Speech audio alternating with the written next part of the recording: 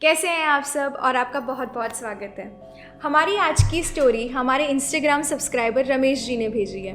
उन्होंने हमसे कहा था कि हम उनकी आइडेंटिटी हिडन रखें, इसलिए हम उनका असली नाम नहीं ले रहे हैं। ये उनके घर की घटित कहानी है। ये उनकी छोटी बहन जो उनके चाचा जी की लड़की है उसके साथ हुई थी। धनाश्री के घर में उनके मम्मी पापा और धनाश्री रहा करते थे और ये उनका पुश्तैनी मकान है जो उन्हें उनके दादाजी से मिला था।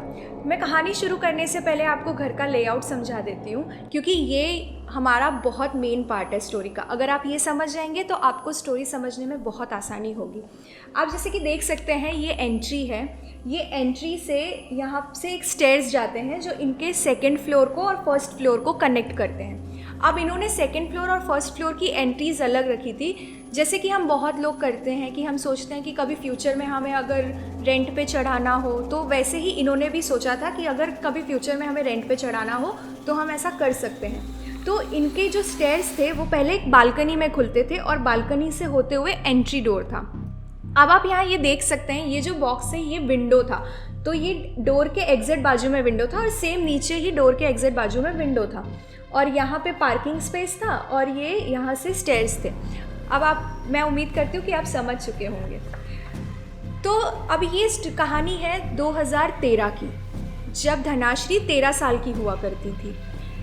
तो पहले तो इनके घर में सब कुछ सही था, लेकिन एक दिन अचानक से धनाश्री अपने सेकंड फ्लोर की बालकनी में खड़ी थी और वो बालकनी में खड़े होके सामने उनके घर था। मतलब वो एक सोसाइटी में रहते थे, उनके आमने सामने घर थे।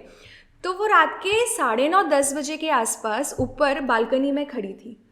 वो बालकनी में खड़े हुए टहल रही थी, क्योंकि उन्होंने उस टाइम खाना खाया हुआ था इसलिए। तो वो जब टहल रही थी तो इनकी अचानक से नज़र सामने के घर की बालकनी में पड़ी। तो इनको लगा कि वहाँ पे शायद कोई शैडो सी घूम रही है या कोई जस्ट पास हुआ। तब तो इन्होंने इग्नोर कर दिया, पर फिर धीरे धीरे थोड़े टाइम के बाद इनको वापस ऐसा एहसास हुआ कि वहाँ पे कोई खड़ा है और वो इन्हें देखे जा रहा है। तो धनाश्री वहाँ पे खड़ी रही और धनाश्री ने सोचा कि मैं एक बार देखती हूँ कि कौन है। तो धनाश्री 5-10 मिनट तक खड़े होकर वहाँ घूरती रही और फिर उन्हें अचानक से एक शैडो दिखी, एक बहुत ही क्रीपी सी शैडो जो उनको वहाँ खड़े होकर घूर रही थी। और धनाश्री एकदम घबरा गई, क्योंकि धनाश्री थी एक छोटी बच्ची, 13-14 साल, ज़्यादा उम्र नहीं होती है। तो धनाश्री एकदम से घबरा गई और वो नीचे चली गई। और जैसे ही नीचे गई उनकी मम्मी वहीं पे खाना बना रही थी। अब यहाँ पे एक बात मैं और आपको बताना चाहूँगी कि धनाश्री के जो पापा थे वो ज़्यादातर टूर पे बाहर रहा करते थे, घर पे नहीं होते थे। तो उनके घर पे सिर्फ उनकी मम्मी और वो हुआ करते थे। तो जब धनाश्री नीचे गई, उनकी मम्मी बिस्तर बना रही थी। तो जैसे ही धनाश्री नीचे गई, उनकी मम्मी को बोलती हैं कि मम्मी, मैंने ऊपर सामने वालों के घर में एक क्रीपी सी शैडो देखी जो मुझे घूरे जा रही थी। तो उनकी मम्मी ने उनको समझाया कि बेटा ऐसा नहीं है, ऐसा नहीं होगा, शायद तुम्हें भ्रम हो गया होगा, शायद इतना अंधेरा है इसलिए शायद तुम्हें किसी की शैडो ही दिखी होगी, तुम इतना मत सोचो। उस दिन तो उनकी मम्मी ने उनको ऐसे समझा बुझा के सुला दिया। पर अब असली खेल तो यहाँ से शुरू होने वाला था। किसी ने सोचा भी नहीं होगा ऐसा हुआ था उनके साथ। तो ऐसे 2-3 दिन बीत गए और जैसे कि हम भी अभी भी हमारे घर पे भी शाम होते ही पूरे घर की लाइट्स ऑन कर देते हैं। तो वैसे ही उनकी मम्मी शाम के 7-7:30 बजे जब दिया बत्ती का टाइम होता है, पूरे घर की लाइट्स ऑन करके आई थी, साथ साथ ऊपर के घर की भी और नीचे के घर की भी। तो इनकी मम्मी ने जब लाइट्स ऑन कर दी तो उनकी मम्मी ने फिर पूजा पाठ कर लिया और सब हो गया। उसके बाद उनकी मम्मी खाना बनाने चली गई। इनकी मम्मी और धनाश्री ने खाना खाया। अच्छा, तो धनाश्री को घर पे श्री बोला करते थे, तो हम धनाश्री के लिए श्री नाम का ही यूज़ करेंगे। तो उनकी मम्मी ने और श्री ने खाना खाया और खाना खा के उनकी मम्मी ने बोला कि बेटा श्री, जाके ऊपर की लाइट्स ऑफ करके आ जाओ। अच्छा, एक और इम्पॉर्टेंट बात कि ये जो इनका ऊपर घर था ना, तो ये जो विंडो है ना, ये विंडो से आपको इनके ना दोनों ऊपर नीचे घर में फ़िश टैंक रखा हुआ था। तो एक फ़िश टैंक ऊपर रखा हुआ था और एक फ़िश टैंक इन्होंने नीचे रखा हुआ था। और फ़िश टैंक की लाइट ना 24 आवर्स ऑन रहती थी। शायद वो वार्म रखता है वाटर, ऐसा कुछ सीन है उसका, मुझे इतना नॉलेज नहीं है। पर हाँ, हमें जैसे रमेश जी ने बताया कि वो फर्स्ट और सेकंड फ्लोर के फ़िश टैंक की लाइट्स ऑन रखते थे। वो एक कोने में रखा हुआ था जो विंडो से एग्जिट सामने दिखता था। तो ये बात ध्यान रखिएगा। तो जैसे ही धनाश्री ऊपर गई तो पहले तो पूरी घर की लाइट्स ऑन थी और वो फिश टैंक की भी लाइट्स ऑन थी। तो धनाश्री जैसे ही ऊपर गई उन्होंने पूरे घर की लाइट्स ऑफ की, पर फिश टैंक की लाइट्स ऑफ नहीं की। जैसे कि मैंने बताया कि वो फिश टैंक की लाइट्स ऑफ नहीं करते थे। और जैसे ही वो फिश टैंक की लाइट्स ऑफ करके, ये मेन डोर है, ये मेन डोर को लॉक लगाया उन्होंने और यहाँ आई, ठीक है, यहाँ आई और यहाँ से स्टेयर्स चालू हो जाते हैं। तो यहाँ आप देख सकते हैं यहाँ विंडो है। तो ये जैसे ही स्टेयर्स उतरने गई तब इनको एहसास हुआ कि फिश टैंक के बाजू में जो चेयर रखी हुई है वहाँ वो ही क्रीपी सी शैडो बैठी हुई है। और धनाश्री की मम्मी ने जैसे उस दिन उनको कहा था कि बेटा कभी कभी हमारी आंखों का धोखा भी होता है, एक बार वापस चेक कर लेना चाहिए, मन में भ्रम नहीं बैठाना चाहिए। तो धनाश्री ने अपनी मम्मी की बात मानते हुए वही किया। वो उठी और वो वापस 2 स्टेयर्स ऊपर चढ़ के गई और उन्होंने खिड़की से झांका और उन्हें क्या देखने मिला कि वो क्रीपी सी शैडो उनको देख के हंस रही है और इतनी डरावनी स्माइल दे रही थी कि धनाश्री अचानक से डर गई और वो स्टेयर्स से भागी इतना तेज़ और जाके सीधे अपने बेडरूम में बैठ गई। और उनकी मम्मी को ऐसा हुआ कि क्या हो गया इसे, और इनकी मम्मी श्री से पूछने जाती हैं कि बेटा श्री क्या हुआ, इतना तेज़ भाग के क्यों आई तुम। तो श्री पहले तो नहीं बता रही थी, फिर उनकी मम्मी के फोर्स करने पर श्री बोलती हैं मम्मी वो शैडो मुझे वापस दिखी और इस बार वो मुझे सिर्फ दिखी ही नहीं, वो मुझे देख के मुस्कुरा रही थी। तब भी इनकी मम्मी ने उनको समझाया कि बेटा जिस घर में पूजा पाठ होती है उस घर में ऐसा कुछ नहीं होता। उनकी मम्मी उस टाइम मानने के लिए तैयार ही नहीं थी क्योंकि उनकी मम्मी भगवान में और पूजा पाठ में बहुत भरोसा करती हैं, इसलिए उनकी मम्मी मान नहीं रही थी। तो उस दिन उनकी मम्मी ने उनको समझाया और वो दिन भी ऐसे ही निकल गया। अब फिर एक दिन धनाश्री और उनकी मम्मी बेडरूम में सो रही थी। तो जब वो बेडरूम में सो रहे थे तो उनका बेड है, आप मेरा हाथ देखिएगा, यहाँ बेड है और यहाँ पे वार्डरोब है और वार्डरोब में कांच लगा हुआ है। तो यहाँ कांच है, यहाँ धनाश्री सोई थी और यहाँ उनकी मम्मी सोई थी। तो वो दोनों ऑपोजिट फेस करके सोए हुए थे मिरर से। तो रात के 1:30-2 बजे के आसपास धनाश्री ने ऐसे करवट ली, मतलब फॉर एग्जांपल अगर वो लेफ़्ट साइड मुँह करके सोए थे तो वो जैसे ही राइट साइड टर्न हुए, तो धनाश्री जैसे ही राइट साइड टर्न हुई और उन्होंने देखा कि मिरर पे किसी ने ज़ोर से हाथ मारा और वो हाथ नॉर्मल नहीं था, वो हाथ एकदम क्रीपी सा, ऐसे जैसे किसी का हाथ जल गया हो ना वैसा हाथ था। और वो हाथ किसी ने ज़ोर से कांच पे मारा और धनाश्री इतना ज़ोर से चिल्लाई और रोने लग गई। उनकी मम्मी तुरंत जग गई और उनको पूछने लगी कि श्री क्या हो गया, ऐसा तो क्या देख लिया तुमने। तो श्री बोलती हैं कि मम्मी किसी ने कांच पे ज़ोर से हाथ मारा। और इनकी मम्मी को तब लगा कि सच में मेरी बेटी के साथ कुछ तो गलत है।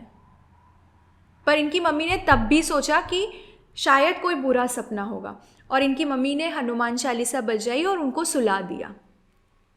उस दिन के बाद से श्री जैसे ही घर से बाहर निकले, जैसे मैंने बताया कि यहाँ मेन एंट्रेंस से पहले इनकी पार्किंग हुआ करती थी जहाँ से स्टेयर्स जाती थी, तो जैसे ही अपने घर से श्री पार्किंग में आती थी वो क्रीपी सी शैडो उन्हें घूरती रहती थी, हर वक्त उन पे नज़र रखती थी,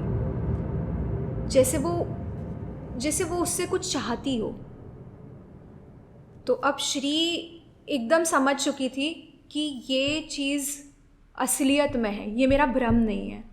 तो इन्होंने अपनी मम्मी को बताया कि मम्मी ये चीज़ मुझे रोज़ देखती है, ये चीज़ मुझे रोज़ घूरती है। और अब इनकी मम्मी भी भरोसा करने लगी थी। फिर ऐसे ही 1-2 दिन और बीते, मतलब ये ज़्यादा दिन का इंसिडेंट नहीं है, ये मतलब ये 5-6 दिनों में हुई घटना ही है, इसलिए उनकी मम्मी ने इतना सीरियसली तब नहीं लिया था। तो अब हुआ कि श्री की किसी दोस्त का बर्थडे था, तो बर्थडे पार्टी में इनकी मम्मी और ये इन दोनों को इनवाइट किया हुआ था। तो श्री और उनकी मम्मी बर्थडे पार्टी में जाते हैं और बर्थडे पार्टी से आते आते इनको बहुत लेट हो जाता है, रात के 2-2:30 बज रहे होंगे, एग्जैक्ट टाइम तो मुझे नहीं पता, लेकिन जैसे कि रमेश जी ने बताया कि रात के 2-2:30 बज रहे थे। तो ये जैसे ही घर आए तो श्री की मम्मी ने कहा कि बेटा जाओ तुम हाथ मुंह धो लो और फिर हम सो जाते हैं।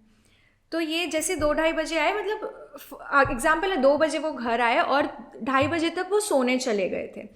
तो वो जैसे ही सोने गए उसके 10-15 मिनट बाद ही श्री नींद में चिल्लाने लगती हैं ज़ोर ज़ोर से कि मुझे छोड़ दो, मुझे छोड़ दो, मुझे मत मारो। और इनकी मम्मी वो चिल्लाना सुन के उठती हैं और श्री को ज़ोर ज़ोर से हिलाती हैं कि बेटा उठ, क्या हुआ, श्री बेटा उठो, क्या हुआ। और श्री उठ ही नहीं रही है, श्री सोई हुई है और श्री बस चिल्लाए जा रही है कि मुझे छोड़ दो, मुझे छोड़ दो। और जैसे ही उनकी मम्मी ने उनको ज़ोर ज़ोर से हिलाना शुरू किया, श्री बोलने लगी मम्मी मुझे मत मारो, मम्मी मुझे छोड़ दो, मैं आपकी बेटी हूँ। और फिर श्री ने अपनी मम्मी को ज़ोर से नींद में धक्का दे दिया और उनकी मम्मी का पूरा हाथ छिल जाता है। फिर ये देख के उनकी मम्मी बहुत घबरा जाती है और उनकी मम्मी तुरंत लाइट चालू करती है। और जैसे ही उनकी मम्मी लाइट चालू करती है, श्री ऐसे सोई थी और ऐसे उठ जाती है और श्री रोने लग जाती है। उनकी मम्मी पूछती है बेटा क्या हुआ था? तो श्री बोलती है मम्मी आप मेरी छाती पे चढ़ के मेरा गला दबा रही थी और मम्मी आप नहीं थी। उनकी मम्मी बोलती है बेटा ऐसा कैसे हो सकता है, ऐसा नहीं है बेटा, तुमने कोई बुरा सपना देखा है। बोलती नहीं मम्मी मुझे पूरा भरोसा है, आप मेरी छाती पे बैठ के आप मेरा गला दबा रही थी। तो श्री की मम्मी डिसाइड करती हैं कि मैं मंदिर लेके जाऊंगी श्री को। तो जैसे ही सुबह होती है, श्री और उनकी मम्मी उनके घर के पास के एक हनुमान जी के मंदिर जाते हैं। और उस हनुमान जी के मंदिर में एक बहुत ही बूढ़े से पंडित जी होते हैं और श्री की मम्मी जाके पंडित जी को सारी बात बताती हैं जो भी इनके साथ ये 10-12 दिन में हुई है। और वो पंडित जी सुन के बोलते हैं कि शायद आपके घर पे किसी ने कुछ करवा दिया है। वो कंफर्म नहीं बोलते हैं, वो बोलते हैं मैं पक्का नहीं बोल सकता लेकिन मुझे ऐसा लगता है।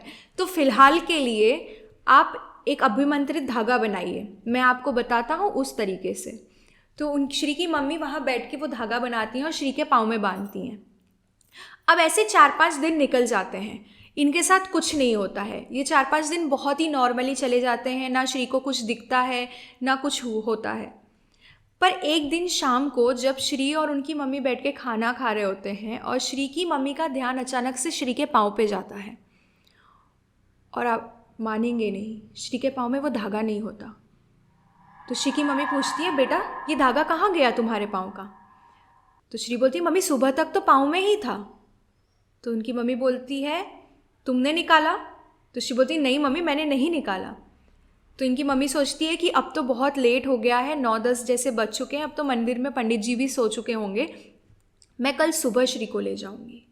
और वहीं उनसे गलती हो जाती है, क्योंकि जैसे ही रात के 12 बजते हैं श्री को सपने में अजीब अजीब तरीके के लोग आने लग जाते हैं, मरे हुए लोग, जो श्री को बार बार आके बोलते हैं कि तुमने मेरी जान ली है, मैं तुमसे बदला लूँगा, मेरी मदद कर दो, मुझे किसी ने वहाँ मार दिया था, मेरी परिवार मेरी बॉडी ढूंढ रहा है और मेरे परिवार को मेरी अभी तक बॉडी मिली नहीं है, किसी ने मेरे मुझसे पैसे छीन के मेरा बेरहमी से खून कर दिया है।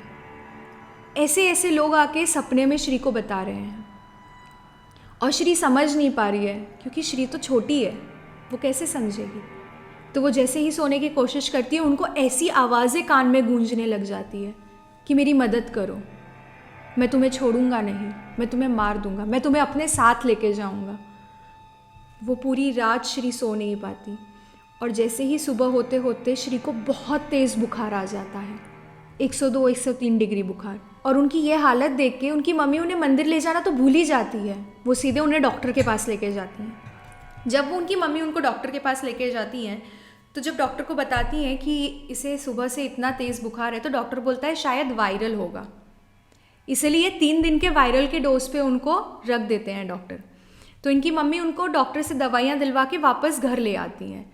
जब ये दवाइयाँ खा रही होती है तो 3 दिन श्री कुछ खाती नहीं है, बस कमरे में एक जगह बिस्तर पे पड़ी रहती है और सोती रहती है या तो पंखा देखती रहती है। और जब उनकी मम्मी उनको ज़बरदस्ती कुछ खिलाने की कोशिश करती है तो वो उल्टी करके सब निकाल देती है। उनकी आंखों के नीचे अजीब से काले घट्टे हो चुके थे। जब 3 दिन बीत जाने के बाद भी श्री की तबीयत ठीक नहीं होती, वो वापस उन्हें डॉक्टर के पास लेके जाती हैं कि सर 3 दिन हो गए हैं और श्री अभी तक ठीक नहीं हुई है। तब डॉक्टर बोलते हैं कि हमें ब्लड टेस्ट करवाना चाहिए एक बार। फिर भी श्री की मम्मी के दिमाग में नहीं आया कि शायद मुझे मंदिर ले जाना चाहिए। तो जब वो डॉक्टर उनको बोलते हैं कि हमें ब्लड टेस्ट करवाना चाहिए तो श्री की मम्मी बोलती है ठीक है। तो जब श्री के ब्लड टेस्ट करवाते हैं, बाकी दूसरे 2-3 टेस्ट और करवाते हैं, तो सारी रिपोर्ट्स एकदम नॉर्मल आती है। रिपोर्ट्स में तो कुछ दिखाया ही नहीं है कि किस रीज़न से उनको इतना बुखार आ रहा है या क्यों इतनी बीमार हो रही हैं वो। तो डॉक्टर सोचते हैं शायद कोई डेंगू मलेरिया हो गया होगा। तब 2 दिन उनको मलेरिया के इंजेक्शन्स भी देते हैं डॉक्टर। और वो 2 दिन ऐसे देखते देखते 5 दिन बीत जाते हैं। जब ये 5 दिन बीत गए तो श्री की मम्मी श्री के पापा को कॉल करती हैं कि सुनिए आप घर आ जाइए, श्री की तबीयत बहुत ख़राब है, 5 दिन हो चुके हैं, श्री की तबीयत ठीक भी नहीं हो रही है और मुझे नहीं समझ आ रहा, अब मुझसे नहीं संभल रहा है कि मैं क्या करूं। तो उनके पापा फटाफट अपना काम छोड़ के वापस आते हैं। राजकोट से सेम नाइट को निकल जाते हैं अहमदाबाद के लिए। तब तक जब उनके 2 इंजेक्शन्स ख़त्म होते हैं तो जैसे ही श्री के पापा सुबह आते हैं वो जाके डॉक्टर को बोलते हैं कि मैं डॉक्टर बदल रहा हूँ क्योंकि आपसे तो कुछ नहीं हो रहा। 5-6 दिन निकल चुके हैं और मेरी बेटी की हालत वही की वही और ख़राब होती जा रही हैं, आप कैसे डॉक्टर हैं। तब श्री के पापा डॉक्टर बदलते हैं और दूसरे डॉक्टर भी सेम सलाह देते हैं कि हमें ब्लड टेस्ट करवाना पड़ेगा। दूसरी बार उनके ब्लड टेस्ट करवाए जाते हैं और उनके रिपोर्ट्स में सब कुछ नॉर्मल आता है। अब उनके पापा मम्मी को समझ नहीं आ रहा कि क्या हो रहा है। तो जब वो हॉस्पिटल से वापस आ रहे होते हैं तो श्री 2 दिनों में पहली बार ऐसा बोलती हैं कि मम्मी मुझे मंदिर जाना है। और ये सुन के उनकी मम्मी को एहसास होता है कि हाँ हमें मंदिर जाना चाहिए। तो वो सेम हनुमान जी के मंदिर जाते हैं और वहाँ जाके पंडित जी को बताते हैं कि जो ये 6 दिन पहले श्री के पाँव से धागा टूट चुका था या गिर गया था, खो गया था, पता नहीं क्या हुआ था। उसके बाद सपने में पूरी रात श्री को ऐसे मरे हुए लोग आ रहे थे और उन्हें ऐसी अजीब अजीब सी आवाज़ें सुनाई दे रही थी। तो पंडित जी बोलते हैं मुझे आपका घर देखना है एक बार, उसके बाद ही मैं आपको बता सकता हूँ कि क्या हुआ था। अच्छा, मैं एक बात बतानी और भूल गई थी कि जब वो पंडित जी ने उनको धागा बंधवाया था पाँव में तो दूसरे दिन सुबह 5 बजे वापस उन्हें बुलाया था, लेकिन किसी कारणवश उनकी मम्मी और श्री वापस वहाँ जा नहीं पाते हैं। सॉरी, मेरी गलती हो गई थी, वो मैं बताना भूल गई थी। हाँ, तो पंडित जी बोलते हैं कि मुझे एक बार आपका घर देखना होगा, उसके बाद ही मैं आपको बता सकता हूँ, और आप उस दिन सुबह क्यों नहीं आए थे। तो श्री की मम्मी बताती हैं जो भी कारण था उस वजह से वो नहीं आ पाए थे। तो उसके बाद श्री के मम्मी पापा और श्री और वो पंडित जी श्री के घर जाते हैं और वो किसी तरीके से पूरे कुछ उन्होंने हाथ में लिया हुआ था, मुझे पता नहीं है वो क्या था, पर उन्होंने कुछ हाथ में लिया हुआ था और वो हाथ में रख के पूरे घर में घूम रहे थे। जब नीचे वाले घर में घूमे तो सब कुछ नॉर्मल था, पर जैसे ही वो ऊपर गए उनके हाथ में जो चीज़ थी वो अपना रंग बदलने लगी थी। जैसे जैसे वो ऊपर जाते जा रहे थे वैसे वैसे उनके हाथ में जो चीज़ रखी हुई थी वो पीली से लाल होती जा रही थी। तब वो पंडित जी समझ गए कि यहाँ कुछ तो है, कुछ तो गड़बड़ है। और जब श्री वहाँ उस वक्त नीचे खड़ी हुई थी वो सेम क्रीपी सा शैडो उसे देख के हंस रहा था ऊपर से एक टक। फिर पंडित जी वैसे ही नीचे आते हैं और उनकी मम्मी को बोलते हैं कि आपके घर पे कुछ है।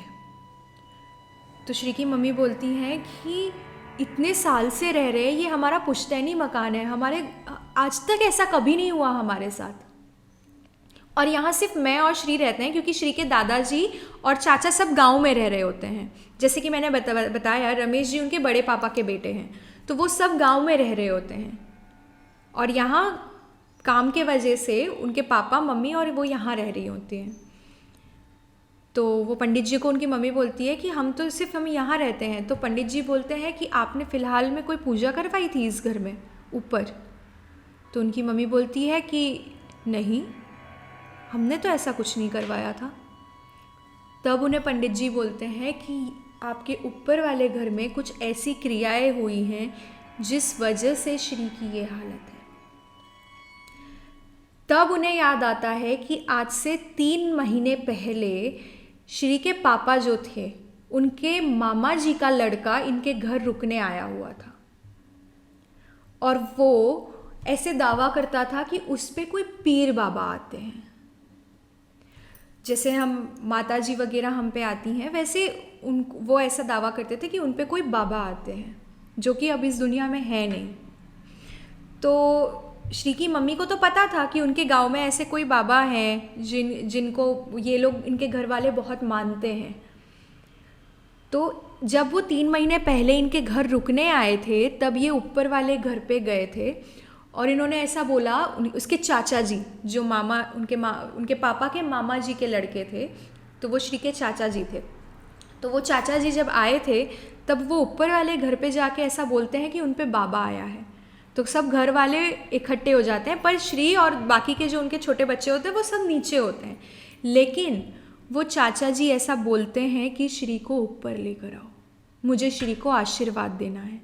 तो उनकी मम्मी बिना कुछ सोचे समझे श्री को ऊपर ले जाती हैं और जैसे ही उसके चाचा जी श्री के सर पे हाथ रखते हैं, श्री एकदम घबरा जाती है। वो ज़ोर से ऐसे हाथ झटकती है और भागती है और रोने लग जाती है और ऐसा बोलती है कि मम्मी वो चाचा जी नहीं थे, मम्मी वो चाचा जी नहीं थे, वो कुछ और था।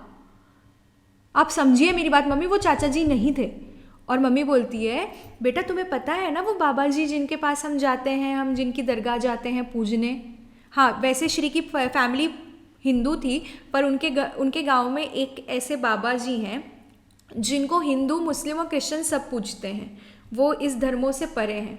तो उसके चाचा जी उन बाबा का दावा कर रहे थे। तो वो बोलते हैं, तुम्हें पता है तुम बचपन से गई हो ना उनके वहाँ? तो श्री बोलती है हाँ। तो बोलते हैं वो वही थे, वो तुम्हें आशीर्वाद देने आए थे। और ये बोल के श्री की मम्मी उनको चुप करा देती है।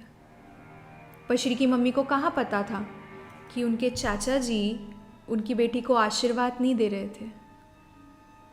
फिर जब उनकी मम्मी ने पंडित जी को सारी बात बताई, तब पंडित जी बोलते हैं कि वो पूजा नहीं कर रहे थे, वो आपकी बेटी के ऊपर कुछ छोड़ के गए हैं जलन के वजह से।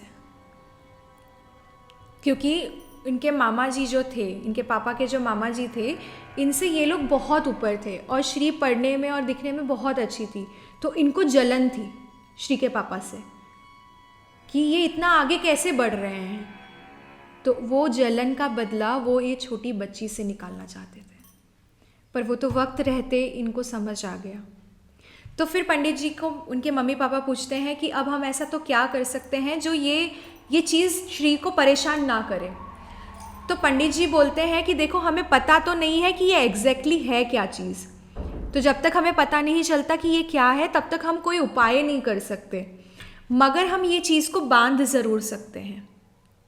तो जैसे कि मैंने पहले बताया था कि उन्होंने एक अभिमंत्रित धागा बनाने बोला था, तो वैसे श्री को और पूरे घर को उस अभिमंत्रित धागे से उन्होंने बांधा और उस पर्टिकुलर घर में ऊपर जहाँ पे सब कुछ हुआ था, वहाँ पे इन्होंने 7 बार सुंदरकांड का पाठ कराया और हवन कराया। तब जाके श्री को थोड़ी शांति मिली और उसके बाद से श्री को वो चीज़ें दिखी नहीं है, मगर अभी भी जब श्री ऊपर वाले घर में जाती है तो उन्हें वो चीज़ों का एहसास आज तक होता है। खैर, अब तो श्री हो चुकी हैं 24-25 साल की और उसके बाद से तो श्री को ऐसा कोई दिखा नहीं है, पर श्री को एहसास अभी भी होता है। बस यही थी हमारी आज की स्टोरी। आपको कैसी लगी ज़रूर बताइएगा और चैनल को लाइक, शेयर, सब्सक्राइब कर दीजिएगा। Thank you so much.